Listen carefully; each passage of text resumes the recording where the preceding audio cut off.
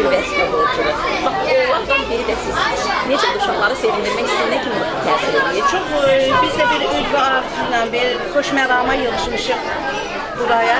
Yəni istəyirik ki, bütün ailələrə heç olmasa azca da olsa, atasız uşaqlara, valideyni itirmiş uşaqlara, heç olmasa onlara da bir azca sevinç verməkdir məqsədimiz. Yəni bunu bacarmışıqsa nə xoş bizə.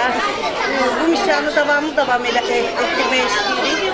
İnşallah ki, silsilə olaraq davam edəcəyik. Hər evdə, hər ocaqda istəyirik işıq olsun, istilik olsun, nur olsun.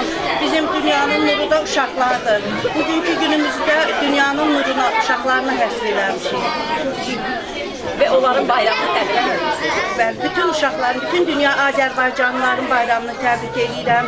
Həmişə həmrəy olaq, bir olaq. El bir olsa dağ oynadar yerindən. Bugün də əl-ələyik